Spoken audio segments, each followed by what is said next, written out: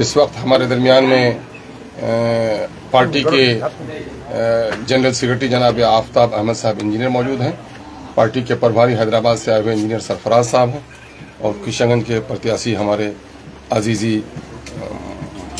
शम्स आगाज़ एडवोकेट हैं और हमारे डिस्ट्रिक्ट प्रेसिडेंट नसीम साहब हैं। हम दरअसल इन तमाम तर लोगों की मौजूदगी में और आप लोगों के ज़रिए से हम इस बात की वजाहत करना चाहते हैं कि टिकट के तकसीम के बाद मीडिया के ज़रिए से, टेलीफोन के ज़रिए से MIM को दुष्नाम और बदनाम करने की बड़ी साजिश हुई और इस पर मैं इजहार अफसोस करता हूं कि लोगों ने जो रवैया MIM के साथ अपनाया, किसी पार्टी के साथ किसी टिकट के उम्मीदवार, मायूस उम्मीदवार ने नहीं किया है। जनाब बैरिस्टर असदुद्दीन अवैसी का सीमांचल से ताल्लुक़ या बिहार से ताल्लुक़ बिहार के मजलूमों और सीमांचल के फटेहाल लोगों की भलाई के लिए, ये नहीं है कि घर घर टिकट दे दे, इस काम के लिए वो नहीं आए। न अपने ख़ानदान के किसी फ़र्द को यहाँ पर MLA, MP और मिनिस्टर बनाने के लिए आए। उसका रिश्ता इस इलाके से खुलूस का रिश्ता है। पार्टी ने जो टिकट देने का फैसला किया उसकी बुनियाद सर्वे को बनाया, कारकुनों के मशवरे को बनाया और कैंडिडेट की हैसियत को बनाया। ये तमाम तर चीज़ों को सामने में रखकर कि आगे तक कौन दौड़ सकते हैं, अवामी राय किसके फेवर में है, उसकी बुनियाद पर टिकट का फैसला हुआ। लेकिन कुछ बेहुदा किस्म के लोगों ने हमारी पार्टी पर पैसे लेकर टिकट देने का घिनौना इल्ज़ाम लगाया और इल्ज़ाम लगाने वालों में किस सिफत के लोग हैं। कुछ लोग अफेयर्स में पड़े हुए लोग हैं और एक शख्स है जो नशे के हाल में बोल रहा है, जो 2500 लाख रुपया देने की बात करता है, उसके छप्पड़ पे घास भी नहीं है। और जो शख्स जब यहाँ पर आया तो 10 गाड़ी, 5 गाड़ी, 2 गाड़ी लेके भी नहीं आ सका। एक अदद वो आया, एक अदद ड्राइवर था, शायद उसका कोई रिश्तेदार होगा, एक अदद उसकी बीवी थी, एक अदद उसका बच्चा था। और जब उसके बारे में हम लोगों ने तहकीक किया कटिहार के, तो पता ये चला कि उस शख्स पर कत्ल का मुकदमा भी चल रहा है। हमारे ये सारे सुरफा और ये सारे लोग जो उनके बयान को फैलाकर हमको बदनाम कर रहे हैं, क्या ये बताएंगे कि ऐसे लोगों को टिकट दिया जा सकता है? और फिर पार्टी ने टिकट देने के ताल्लुक से हम जानते हैं कि हम कमजोर लोग हैं। टिकट तो कांग्रेस ने भी काटे, सिटिंग कैंडिडेट के काटे। राजद ने उन लोगों के टिकट काट दिए जिन लोगों ने पार्टी को में शामिल होकर सरकार बनाई थी।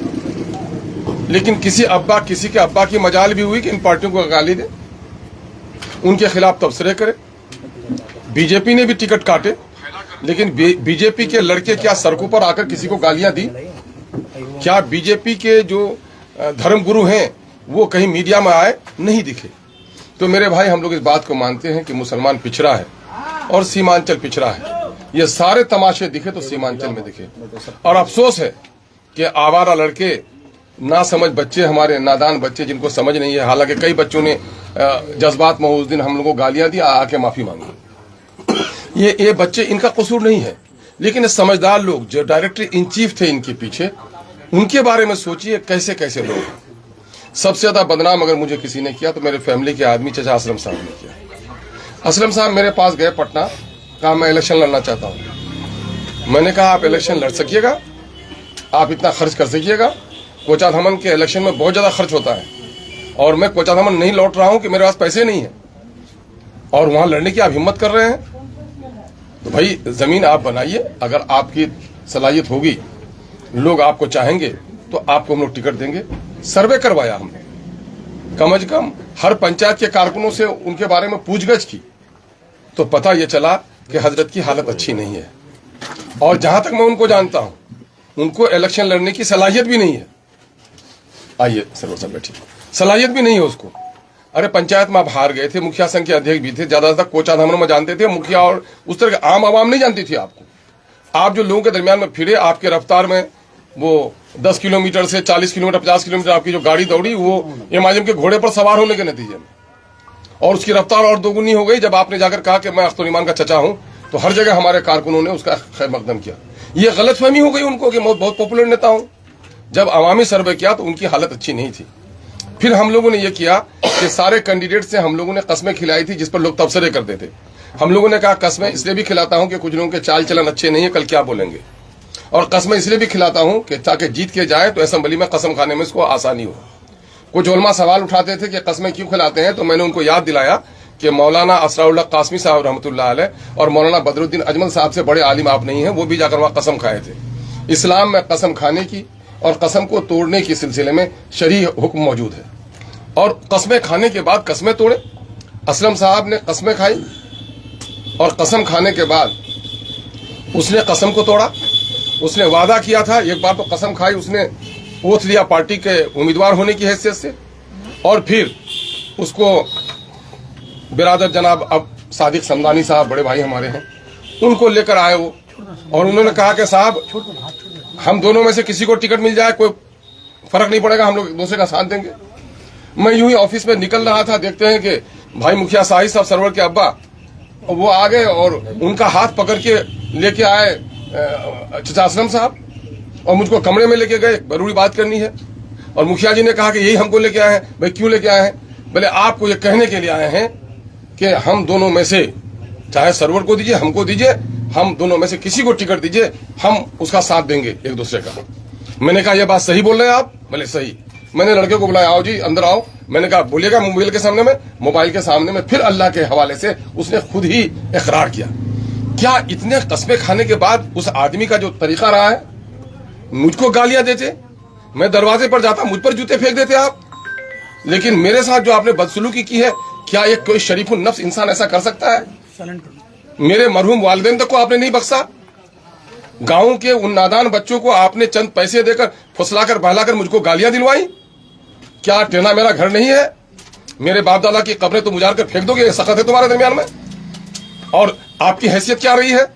आप जब भी हम इलेक्शन लड़ा, सबसे महंगे वर्कर हमारे वो थे, पैसे हमसे लिए, अब पैसे मेरे वर्कर्स को, मेरे कारिंदों पर खर्च करने चाहता, अपने पंचायत के इलेक्शन लड़ने के लिए किया। चंद लोग हैं जो आबाई तौर पर दुश्मन है हमारे वहां, वो 2-3 लोग हैं जिनके पेट में हजम नहीं होता है। अरे अख्तुनिमा, मैं जीत पर कभी इतराया नहीं। अल्लाह तबारक तआला ने मुझे तौफीक बख्शी, आवाम ने पसंद किया, मैं इस जगह पर हूं। तुम्हारे जलने से क्या हो जाएगा जी? तुम्हारे जलने से तुम्हारी औकात भी नहीं है, मैं जा खड़ा रहूंगा। अब तुम मेरे पांव तले जमीन खींच रहे हो, इंशाअल्लाह नहीं खींच सकोगे। इसलिए मैं ये सफाई देना जरूरी समझा हूं कि इन लोगों ने कैसी कैसी शरारत की। हमारे नबी करीम सल्लल्लाहु अलैहि वसल्लम ने बताया, जिसका मफहूम है, हम उलमा की जूतियां आज भी सीधी करते हैं, उलमा की कद्र मंजिलत करते हैं, आलिम ज्यादा हूं, आलिम की इज्जत करता हूं, और हक बात कहने से नहीं कतराता हूं। अल्लाह के रसूल की हदीस है जिसका मफहूम है कि मुनाफिक बहुत ही बदतरीन इंसान को कहा जाता है। मुनाफिक की 4 अहम निशानी होती है। बोले तो वो झूठ बोले, अहद करे तो अहद को न निभाए, वादा करे तो फरामोश कर जाए, जब गुस्से पर आए तो गाली गलौज पर उतर आए। मैंने देखा कि मिस्टर असलम ने यह सारे हुदूद को पार किया है, और मैं अपना इंसाफ उस खुदा के पास छोड़ता हूं। मैंने देखा है मेरे बाप पर भी कुछ लोगों ने जुल्म किए थे, और मरने से पहले आके रोए थे मेरे बाप के पास, और इसने भी मेरे ऊपर जुल्म किया है। मैं अपने इस मामले को खुदा के हवाले करता हूं। जहां तक और 2 जगह 3 जगह के टिकट के वो हैं, हमारे लोग हैं भाई। टिकट आप मुफ्ती अतहर साहब उम्मीदवार थे, भाई जनाबे सालिम चतुर्वेदी साहब, मौलाना अब्दुल्ला सालिम चतुर्वेदी साहब हमारे उम्मीदवार थे। भाई पार्टी ने फैसला किया, दोनों जगह सर्वे कराया, दोनों के हालात लिए। हमारे पास कुछ कैंडिडेट ऐसे भी थे जो रैली निकली, कम से कम 300-400 गाड़ियों की रैली निकली, एक कैंडिडेट 50 गाड़ी 30 गाड़ी लेकर आया, और कुछ कैंडिडेट ऐसे भी थे जो एक गाड़ी से आगे नहीं बढ़ा सके। जब गया की रैली हुई तो बस पे चढ़ के गए और वहां जाकर दूसरी गाड़ी में लटक के गए। क्या जो आदमी गया तक अपनी 4 चक्का की गाड़ी लेके नहीं जा सकता है, क्या वो आदमी इलेक्शन लड़ सकता है? अच्छा हुआ है, मैं किसी का नाम नहीं लूंगा कि किसने ऐसा किया है, लेकिन अच्छा हुआ है कि सुना है कि अब्दुल्ला सालिम चतुर्वेदी साहब इलेक्शन नहीं लड़ पा रहे हैं। आज मैं टिकट भी देता उनको तो शायद क्या हासिल होता। और जहां तक भाई जनाब मौलाना वो मुफ्ती अतहर जावेद कासमी साहब वो इलेक्शन लड़ रहे हैं, मैं उनके लिए दुआ करता हूं कि अवाम में उनकी कितनी पजीराई उसका अंदाजा हो जाएगा। हमारे वो महबूब तरीन उलमा जो उसके गम में बहुत ज्यादा गमजदा हैं, उनसे भी मैं गुजारिश करूंगा, आप खुद इंसाफ कीजिए।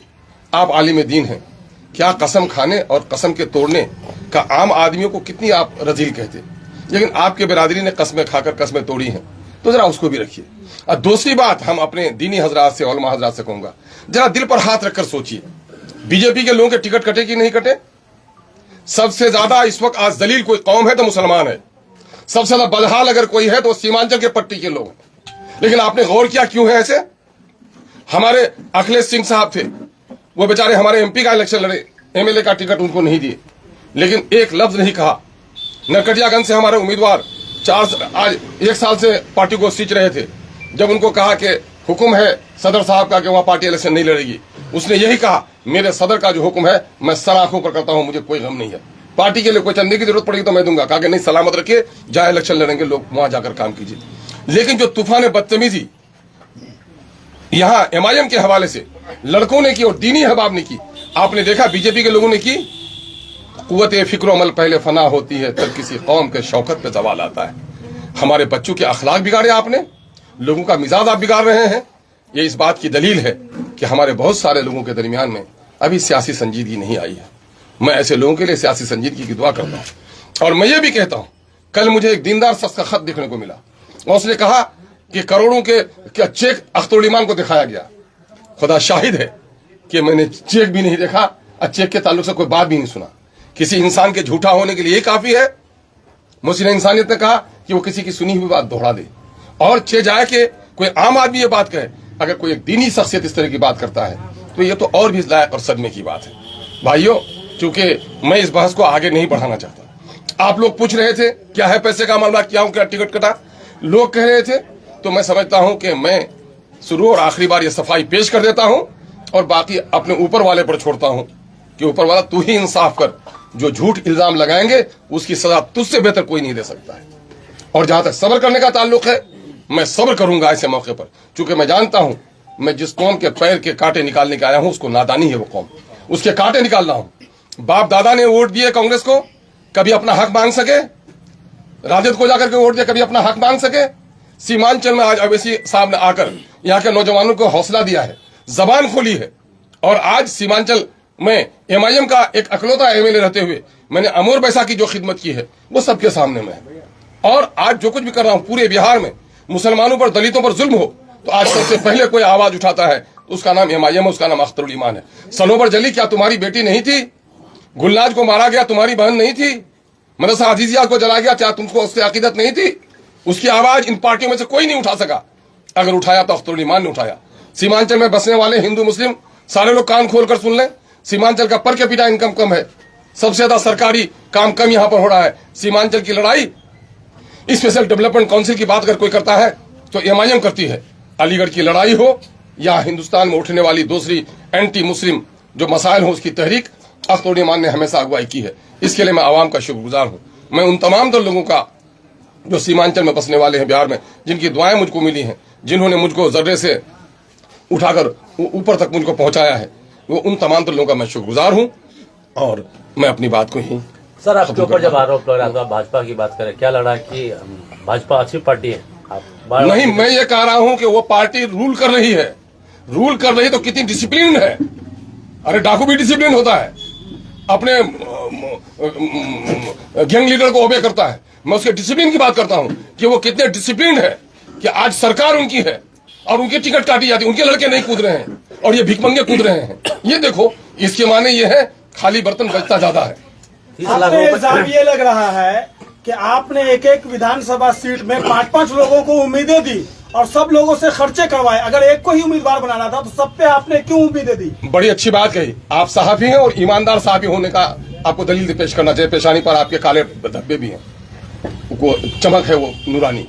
आप बताइए, क्या मेरी तकरीर नहीं सुनी थी आपने यहाँ मरवाड़ी कॉलेज से पश्चिम के? देखो, एक एक क्षेत्र से 5-7 उम्मीदवार बने हुए हो, पार्टी किसी एक को टिकट देगी, बाकी 5 को मायूसी आएगी। जहां 3 हो वहां 1 को टिकट मिलेगी, 2 को मायूसी आएगी। अगर पार्टी के उस उम्मीदवार को जिसको टिकट दिया जाएगा उसका साथ देने के लिए तैयार हो तो पार्टी का झंडा लेकर फिरो, वरना अपने अम्मा के घर में बैठ के रहो। ये नहीं सुना उन कम वक्तों ने नहीं सुना इनका? मैंने यकीन दिलाया था, मैंने ये कसम मुआनी खिलवाया था कि साहब हम में से किसी को भी टिकट दिया जाएगा तो मैं उसका साथ दूंगा। समझ में नहीं आई। कुछ लोग कहते हैं दबाव में दिया, क्या उसके कनपट्टी में बंदूक लगाई गई थी? होशोहवास में नहीं थे, नाबालिग थे, नासमझ थे, खातून थी जो उसको बेचारे को दुनियावी हालात से नावाकिफ थी वो। अच्छा, ये आम बात है कि 90 लाख रुपए हेलीकॉप्टर के लिए जमा करना होगा, ये चर्चा में इस पर मैं कह रहा हूँ, सब लोगों को कह रहा हूँ, आज भी कह रहा हूँ कि भेजो। एक एक इलेक्शन में लोगों के खर्चे हो रहे हैं, 90 लाख नहीं 1 करोड़ से ज्यादा में कॉन्टेक्ट हुआ है उसका। ये कौन भरेगा? अब इसी साहब का बाजार भरेंगे, अख्तरुल का बाजार भरेगा। इलेक्शन आप लड़ेंगे तो नहीं बढ़िएगा पैसा। तो यहाँ पे ये बात, अच्छा उसके बाद सुनिए, उसके बाद मैं सुनू और उसके बाद सुनिए, एक एक कैंडिडेट को 3 बार लोकल अखबार में आप लोग लेते हैं उसका काम, और नेशनल मीडिया में देना है, टीवी में देना है, और पिछले बार इलेक्शन लेकर के चले लड़के भाग गए, पार्टी फंस गई, पैसे हम लोग को पे करने पड़े। अभी भी कई लोगों को कहा गया कि भाई उसके पैसे एडवांस कर दो, नहीं दिए और अभी तक नहीं दे रहे हैं। तो आप किसी के अंदर की बात, मेरे बावर्ची खाने में क्या पकड़ा है उसके बारे में बड़े फिक्रमंद आप। भाई तुम इलेक्शन लड़ने आए हो। चलिए ये बात तो हो गई। सीमांचल पिछड़ा है, सीमांचल की पसमानदगी की अक्सर आप लोग बात करते हैं, इमाम बात करती है। असद साहब हो या आपके इमाम के दीगर लीडरान हो, हैदराबाद जो डेवलप इलाका है वहां पे आप बाइक से, 4 व्हीलर से आप चुनाव कैंपेन करते हैं। इस गरीब इलाके में, गरीब इलाके के लोगों से पैसा लेकर हेलीकॉप्टर से आप चुनाव कैंपेन करेंगे, ये क्या मामला है? आप यह बात बताइए तो कि आप आए कहां से? भी आप आए कहां? शहर से आए ना, मोटरसाइकिल लेके आए, ससुराल लड़िया है ना, मोटरसाइकिल लेके जाइएगा बेगम को लेके, 4 चक्के पर जाइएगा।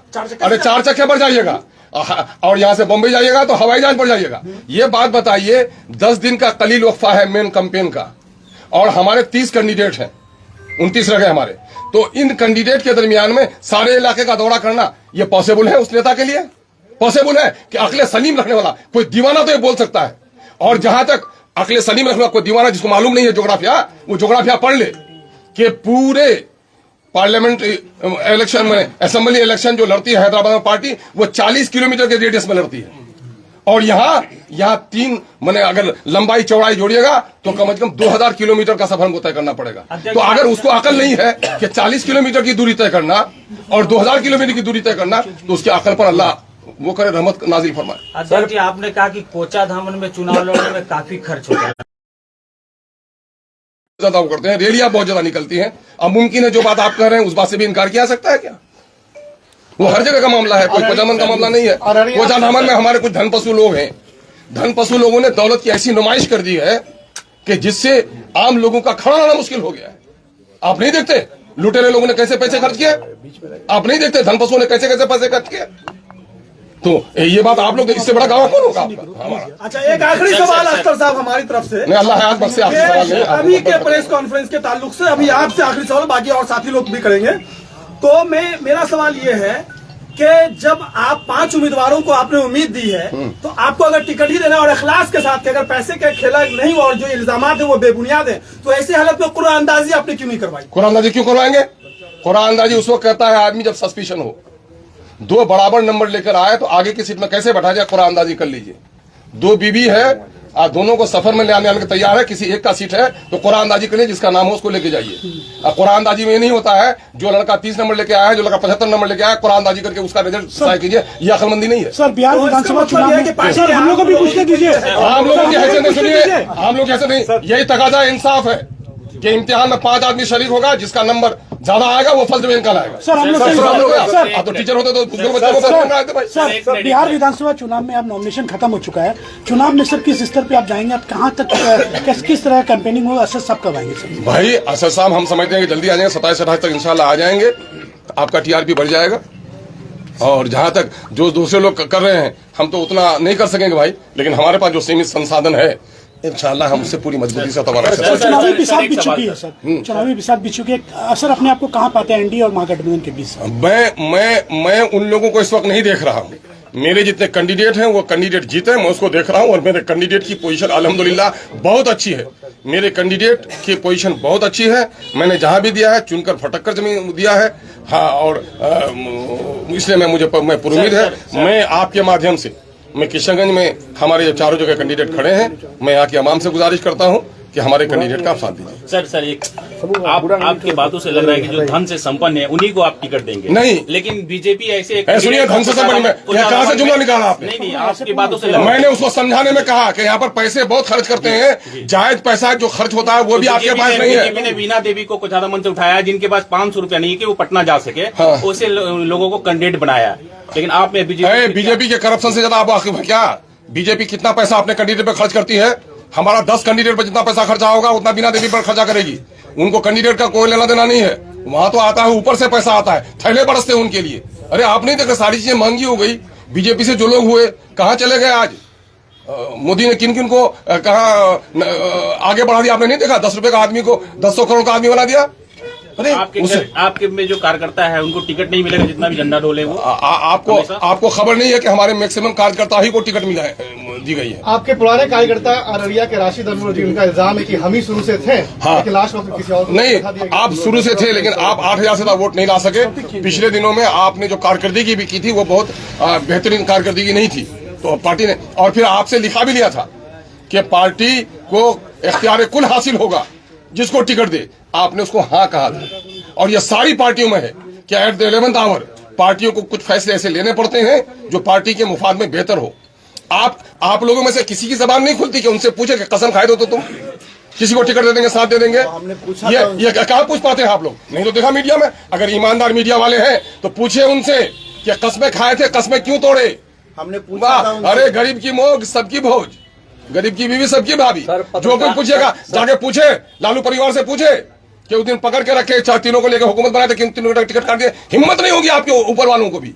ये सारा पूछ रहे हैं सिर्फ अख्तर ईमान आसानी से मिलता है, आसानी से बात करता है, रंगदार नहीं है। यही वजह है कि सारे लोगों की गालियां सुननी पड़ रही है। रंगदारी होती तो ये बात नहीं बोल पाते। सर, पत्रकारों पे आप आरोप लगा रहे हैं, और आपके पार्टी में जो कल तक नेता बने हुए थे इसी कार्यालय से विरोध किए कि 30 लाख रुपए, 25 लाख रुपए, और आपके विरोध में मुर्दाबाद के नारे भी लगाए गए। तो क्या हुआ? तो उससे हमको मुर्दाबाद के नारे लगाए, 30 लाख विरोध, कोई माही का लाल है? सबूत पेश करें वहां पर।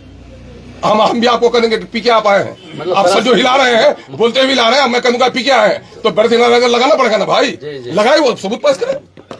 मतलब बेबुनियाद है, बिल्कुल बेबुनियाद है, झूठ है, बेबुनियाद है, इल्जाम है। मेरी पार्टी की बढ़ती हुई छवि को बर्बाद करने की ये गहरी साजिश है। सर, थोड़ा नेशनल मीडिया पे पड़ा जाए। सर, ये अभी महागठबंधन में फ्रेंडली चुनाव लड़ा जा रहा है, किसको फायदा मिलेगा? देखिए, मैं आपको बता देता हूं, हम लोगों की आखिरी तक कोशिश है कि महागठबंधन की जो लोग थे वो समझदारी दिखाते। हमने 6 सीट मांगा था, इन्होंने नहीं दिया। आप कहते हैं लोगों को सबक पढ़ाते, एकजुट हो जाओ, और आपका जब मुफाद आता है बढ़ चढ़कर सब जगह के इलेक्शन को खराब कराने में राजद ने क्या रोल अदा किया, आप खुली आंखों से देखिए। एक आदमी जो चीफ मिनिस्टर बनने का इरादा रखता हो वो झुककर भी लोगों से समझौता करता है, पाई जोड़ता है। लेकिन क्या तेजस्वी यादव जी को मुख्यमंत्री बनने का इरादा है? आखिर क्यों एक बिग पार्टनर के साथ आपने ऐसा किया, या कांग्रेस ने उसको क्यों सहन किया? ये उन लोगों से पूछिए कि ये लोग हुकूमत बनाने की लड़ाई लड़ते हैं या अपने वर्चस्व की लड़ाई लड़ते हैं। लेकिन सर, कई सीटों पर फ्रेंडली चुनाव भी लड़े आपस में महागठबंधन और एनडीए, 5 सीट। ये उनकी गैर संजीदगी है। फ्रेंडली चुनाव क्या होता है यार? लड़ाई होती है। इलेक्शन की लड़ाई सरहद के जंग से कम नहीं होती है। और आप कह रहे हैं कि साहब हम वो बेहतरीन लड़ाई लड़े, हाथ में मैंने तलवार लेकर के एक दूसरे से मोहब्बत हम कर रहे हैं, तो ये तो बड़ी अजब सी बात है भाई। सर, सहरसा के इंडियन आईआईपी के राष्ट्रीय अध्यक्ष आईपी गुप्ता का बयान है, विवादित बयान, अगर कोई लाठी से मारे तो उसका गर्दन काट लो। अब देखिए, आदमी झुंझलाते हुए, कभी कभी किसी ने साला कहा तो आदमी उसके गुस्से में दूसरा भी कह देता है। आईपी गुप्ता साहब के परिवार को आप जानते हैं, उसकी कम्युनिटी को जानते हैं, पान समाज है उसका कितना शोषण और दोहन हुआ है। जिन जालिमों ने इसकी नौकरियां काटी, गर्दन काटी, उन जालिमों के खिलाफ तो आप नहीं बोलेंगे। उसने बोला है उन लोगों को, सामंतों के खिलाफ बोला है जिन लोगों ने इसका शोषण किया है, दोहन किया है। आप बोलेंगे? आपका कोई सवाल पूछने वाला हुआ अभी तक? क्या कहा गिरिराज सिंह ने कि मुसलमान नमक हराम है, उसकी वोट की जरूरत नहीं है ना? ये लोग इस तरह का जुमला बोलेंगे। गिरिराज यहाँ पर आता है तो कहते हैं पाकिस्तान है। आप लोग उस पर नहीं पूछेंगे कुछ? एक दलित का बेटा अगर अपने दलित शोषण के खिलाफ बोलता है, वो बात पकड़ लेंगे आप लोग? सर, आप 6 सीटों की बातें कर रहे थे, लेकिन लोग विपक्ष का आरोप है कि हैदराबाद में 7 से 8 नहीं हो पाते। आखिर 6 सीट में आप आखिर क्या कर लेंगे? अरे 6 सीट में क्या, यही आरोपों के वाले, ये जो हम लोग को आरोप लगाते हैं कि वहाँ 7-8 से ज्यादा नहीं लड़ते हैं, तो मामला ये है कि इसीलिए तो हम कहते हैं हम 6 सीट कर दो, वहां से भी हमको घटा दो, लेकिन गठबंधन में ले लो। वहां अनअनाउंस्ड गठबंधन हो ही जाता है, तो अपना काम निकाल लेते हैं।